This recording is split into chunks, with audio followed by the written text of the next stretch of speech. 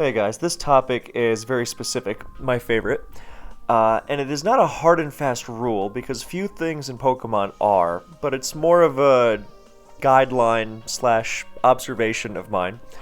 So, steel type attacks are generally not thought of as offensive terrors for their coverage.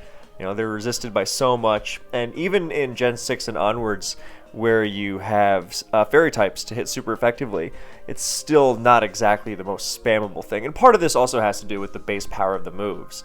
But, you have, Mega Metagross Meteor Mash in 6 and 7, and, Bisharp has Iron Head, sure, and so does King Gambit, but those aren't their most spammable attacks.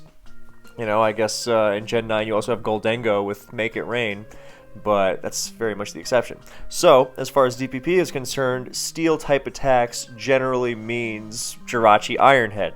And Jirachi Iron Head is dangerous not because it has amazing super effective coverage, but because it's Jirachi Iron Head. Serene Grace, Iron Head, all that stupid stuff. And I am not here to argue that Jirachi Iron Head isn't the stupidest thing ever. If I had it my way, we would just get rid of Iron Head. Sadly, that's not on the table. So the reason I am making this about steel resists and not necessarily Jirachi checks is because they go hand in hand, sure, most of the time, but there are exceptions. Like, for example, Bold Clefable is an excellent Jirachi check, and it doesn't resist Iron Head, but it takes so little and it's not worn down by passive damage. And the reason why, we're extending it to steel resists in particular, and not every steel resist is the same in this regard, but we'll get to that in a second. Both in terms of the Pokemon and the way the Pokemon are used. But the reason I'm extending it to steel resists is because something I've noticed over the years is a lot of the teams that are softest into Iron Head Jirachi spam are also really weak to other sweepers with Steel Stab. And you're like, wait, well, sweepers with Steel Stab, what is that even? Well, they're big ones. Agility Metagross, that's the biggest one, probably. And then there's Trick Room Bronzong with its powerful Gyro Ball. And then there is Swords Dance Bullet Punch Scizor. And a lot of the time, look, I'm not denying that Jirachi does stupid things with Iron Head all the time. But there are teams that are more vulnerable to it than others. And I do not consider these good teams because it's a good team, but it loses to insert top threat, then it's not a good team. I know there are people who would argue with me on that, but let's not belabor that point. And for now, just assume that if you want to make a decent, consistent team, then this is what you have to do, right? Handle these powerful steel attacks, or Jirachi Iron Head in particular. But it's not as simple as tack on an Iron Head resist and go crazy, because it's not just about, I have a horror story about how Jirachi flinched out my Magnezone, Heatran, and Polion team. I had 4 quadruple resists, and it flinched out all of them. Cresselia Lunar Dance to give it more Iron Heads. No, it's nothing like that. Because let's say you do have Heatran, Cresselia, Heatran, Magnezone, and Polion, and if none of them have leftovers, it's not about Jirachi flinching out your entire team. It's more about, that Jirachi was paired with hazards, and my Rachi check got worn down super quickly, and Jirachi outlasted me, as it famously does, and it's not going to be flinching out the entire team. It's going to just, wear you down, and then it only needs, 1 or 2, and then you're in range of its coverage move, and, it's barely even nonsense at that point. It's not like it's flinching out Bold Zapdos or something from full. So, that's... now, again, not a hard and fast rule. You can have this theoretical Heatran, Magnezone, and Polion team. I don't know what that would look like, but you can theoretically have it, in the abstract, and be good against Jirachi depending on the rest of your team and how you play it. But it requires a very conscientious effort. And if you really want to get abstract, then you can replace good steel resists, in the hard and fast definition of steel resist with recovery, longevity. You can replace that with enough aggression to outmaneuver the Jirachi Iron Head shenanigans. So your quote-unquote steel resist is really a Lumberry Pokemon that can muscle its way through Jirachi because your team is so aggressive. Let's say you have Lumbary and Fernape, just for example's sake. So your team is so aggressive that you can't afford, the longevity of a leftovers holding sand immune steel resist. So not every steel resist is going to do the job. You can, Scizor is Iron Head resistant, can hold leftovers, and is sand immune, but it also gets deleted by Fire Punch, so it doesn't count. But yeah, let's say our steel resist in this case is, a more aggressive play, a team that allows for more aggressive play rather than falling back on the defensive. Because again, every team is different, so what works for one team might not work for another. But you do have to be conscientious of this steel resist thing. And again, it does not just extend to Jirachi, because specifically, that whole steel resist thing, yeah, you can outspeed and overwhelm Jirachi, but that's where these other steel type sweepers come into play, where you can say, oh, well, I'm good against Jirachi, but your team might still not be safe, because first of all, you might be weak against Scarf Jirachi, as non-existent as that set is, but just to be thorough. But then there's also the fact that Agility Metagross will outspeed you most of the time. The only Pokemon that's regularly going to outspeed Agiligros is going to be Scarf Latias, which A, doesn't really threaten it in return, and B, if the threat is strong Meteor Mashes, then even tricking it isn't going to do much. And then there's a Trick Room Bronzong, which you can't outrun with Scarfers, or Scizor and its Bullet Punch, which is boosted at that. So it's about making sure, when you make sure your team is good against Iron Head Jirachi in the sense of longevity, then you also, by default, or usually by default, will have a good method of dealing with these others. Not, hard and fast. Some might be scarier than others, but it is something good to keep in mind, because you'll see a lot of offensive teams that just try to go aggressive, hard hitting, and then they will just completely get decked by, Bronzong in particular, but, and Agiligros doesn't get used as much, which is a shame, I think. But, yeah, so it's kind of a simple premise, but it really does go a long way, because a big part of offense, especially nowadays, that defensive teams are so tweaked to prey on offense's lack of longevity, then a big part of offense is going to involve being able to go the distance. If your opponent wants to slow the game down, they will be able to. There is plenty of offense in the tier, good offense, but it's not so screaming fast that you will just be able to blitz your opponent and overwhelm them easily, most of the time anyway. A competent opponent with a good team, that's just not going to work, which is, in my opinion, a sign of a healthy, balanced metagame. But a lot of the time you are going to have to systematically break that opponent down over time, and that requires longevity. And a big part of that longevity is lasting against Jirachi. And by extension, since you are running this offensive team, you also have to be careful of these offensive threats. Because Agiligros and Bronzong, why are they good against offense? Well, because they're faster and they're outspeeding these Pokemon which rely on beating Metagross and Bronzong by outspeeding them, not by taking their hits. When you take away their ability to withstand their attacks through speed, that's where they become dangerous. Scizor's Bullet Punch, another example. So you have... you're covering a lot of bases. And here's a good way of thinking about it for Jirachi in particular, and making sure you're covering the other bases as well. I have to say, this doesn't really extend to theoretical Scarf Magnezone Flash Cannon spam, although if anyone wants to prove me wrong. But yeah, notice that they're all physical too, for what that's worth. But you can't intimidate Metagross because of Clear Body, such a shame. Anyway, so... in advance, there used to be a lot of complaining about Rock Slide. Oh, DD Tar plus CB Arrow is so unfair. CB Tar, whatever T-Tar. Rock Slide is just stupid. And yeah, I'm not going to deny that Rock Slide also occasionally does some goofy stuff. But what you have to keep in mind vis-a-vis Rock Slide is that you also have to use Rock Resists. Because a lot of the complaints revolved around people using things like Suicune and Milotic and, I don't know, even like Celebi to try and stave off the rock sliders. And it's like, oh, well, you know, I got flinched and I lost. It's like, well, you're also taking a lot of damage from rock slide, so it's not like they're superb answers to begin with.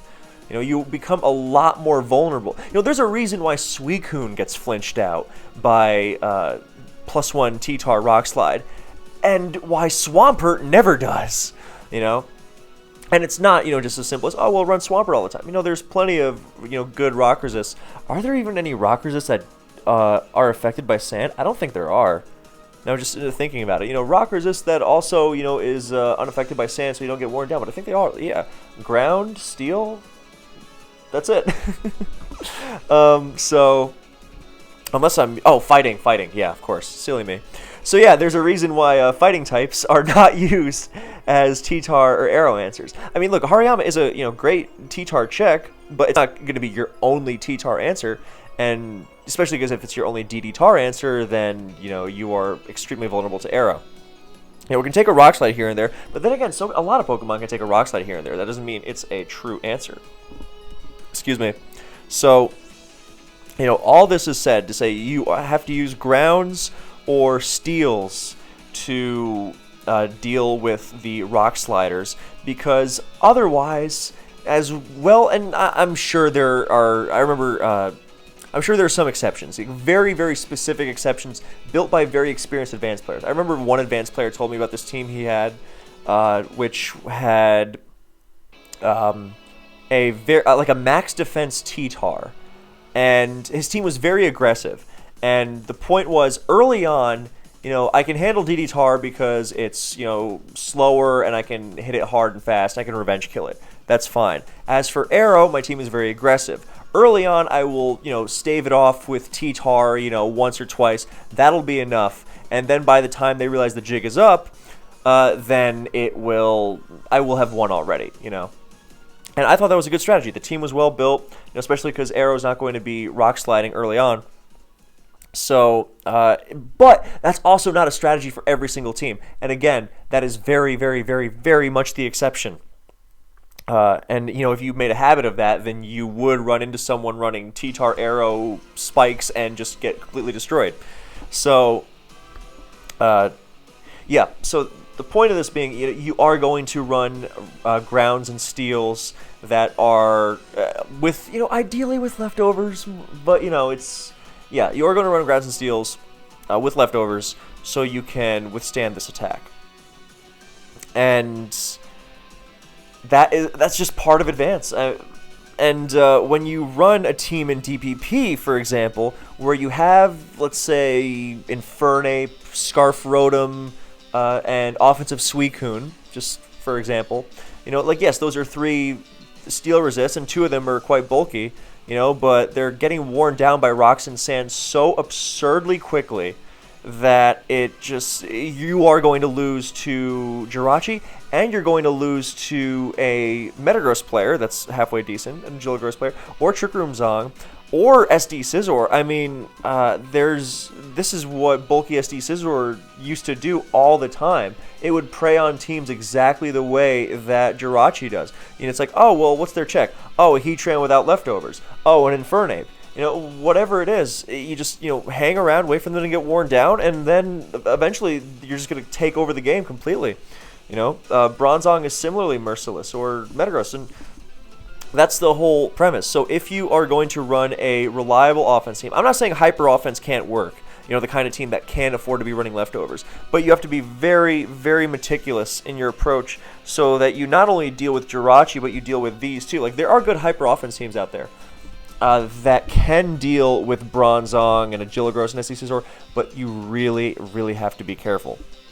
And this does not just mean in the team builder, this means in battle too, because, you know, there are a lot of Pokemon you can play around, but if you are these Steel stab users, funnily enough, you know, as unthreatening as Steel is at the beginning of the game, you know, these 4 Pokemon are all so relentless later on that you can't, there's very little to, just about no wiggle room against them if it goes wrong. So, Yeah, that's that point. But you just have to, even if you're not running this hyper offense team, if your steel resist is, out damage it, outrun it, shrug off its status, whatever, okay, fine. But you do have to still make that conscientious effort to not lose to the others.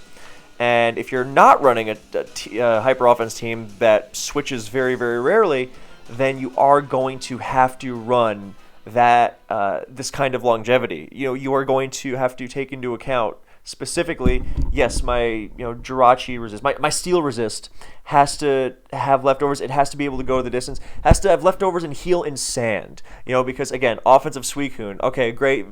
Bulky, and try using offensive Suicune as your Jirachi counter and watch how quickly you lose every time against someone competent. Anyway, so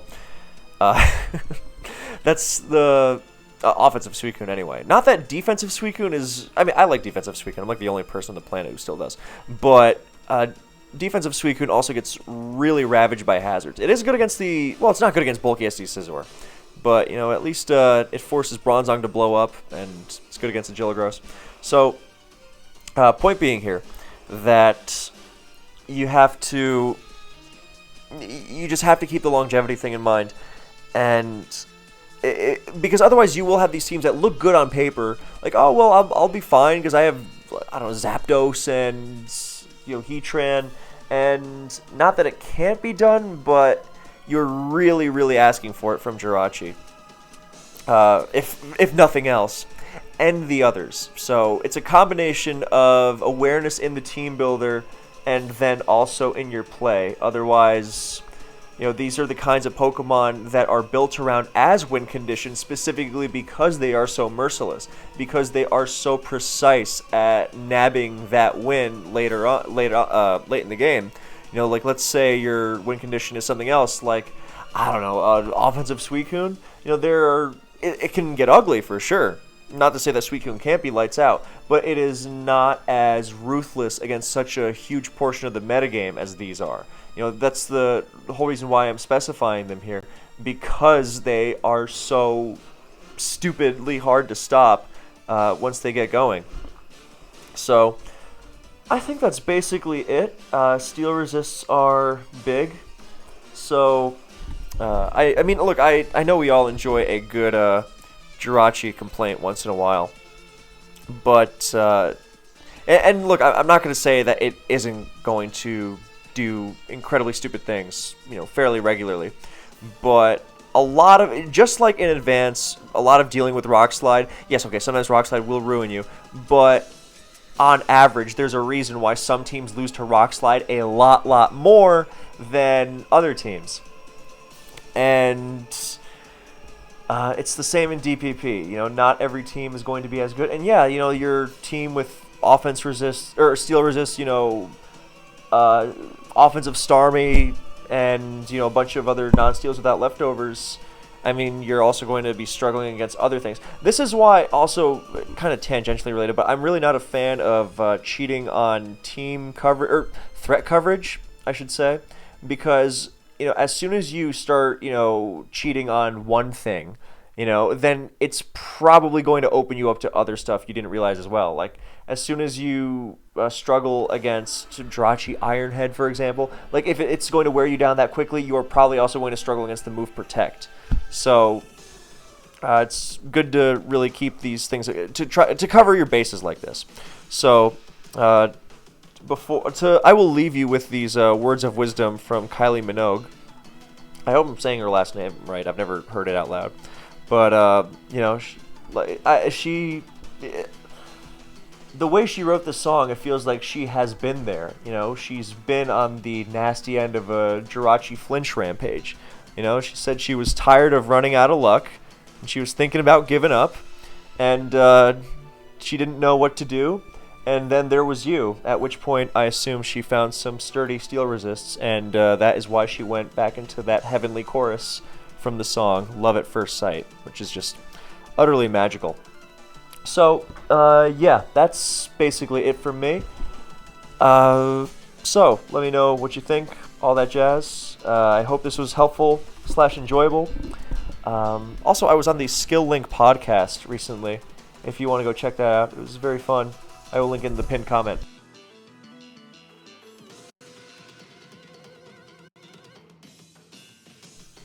My mic cut out at the last